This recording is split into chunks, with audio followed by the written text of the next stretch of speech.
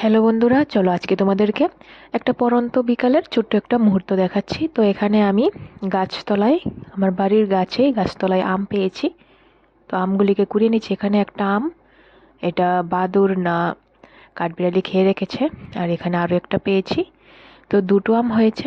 তো এইদিকে দেখো, আমি আগের ভিডিওতে দেখিয়েছি যে একটা মাঠ, এখানে আমি খেজুর গাছ থেকে খেজুর তুলেছিলাম, এরপরে কাটা শাক, তারপর ওইদিকে পাট শাক, এগুলি দেখিয়েছিলাম। আর এই জায়গাটা বৃষ্টির পর এখন এই অবস্থা।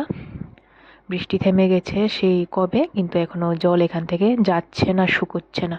তো এখানে দেখো মাছের বাচ্চা, মনে হয় ছোট মাছ কিলবিল করছে। তো এই জায়গাটা এরকম জলে ভরে আছে। তারপর এদিকে দেখো আমাদের বাতাবি লেবু গাছ, বাইরে দিয়েও দেখিয়েছিলাম, এটা ভিতর দিয়ে। আরও অনেক গাছ আছে, বৃষ্টির পর জল জমে সব কিছু নষ্ট হয়ে গেছে। এখানে করলা উচ্ছে গাছ ছিল, অনেক ফসল হতো করলার, আর উচ্ছের ফলন খুব ভালো হয়েছিল। আরও ছোটোখাটো অনেক গাছ এখানে ছিল, কিন্তু সবই দেখো মাটি এখন খালি, সব নষ্ট হয়ে গেছে, হাঁটু সমান জল হয়েছিল। তো যাই হোক, এখানে চলে এলাম, যে আমগুলি রেখে গিয়েছিলাম এগুলি হাতে নিয়ে নিচ্ছি। আমগুলির সাইজ খুব বড়, হাতে নেওয়া যাচ্ছে না, যাই হোক নিলাম। এখন এগুলিকে কেটে খাবো।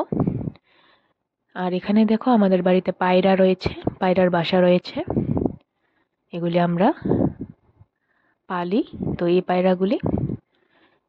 এই পায়রাটার বয়স প্রায় 15 থেকে 16 বছরের মতো হবে।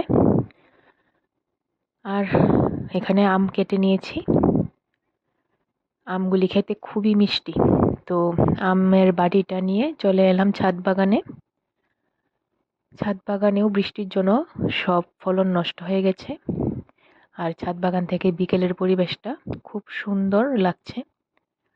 এখানে লঙ্কা গাছে লঙ্কা রয়েছে। আর আমি ডাটা করার রেসিপি শেয়ার করেছিলাম আমার চ্যানেলে। তো দেখো এই ডাটাগুলি রাখা হয়েছে বীজের জন্য, এগুলি থেকে বীজ হবে।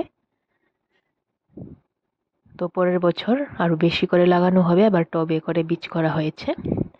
আর এখন ছাদে বসে আমেজ করে পাকা আম খাচ্ছি, খুবই মিষ্টি আর সুস্বাদু। গাছ থেকে ঝরা আম তুলে এনে কেটে খাচ্ছি ছাদে বসে। আর পরন্ত বিকাল, মনোরম পরিবেশ, খুব ভালো লাগছে। ভিডিওটা ভালো লাগলে প্লিজ লাইক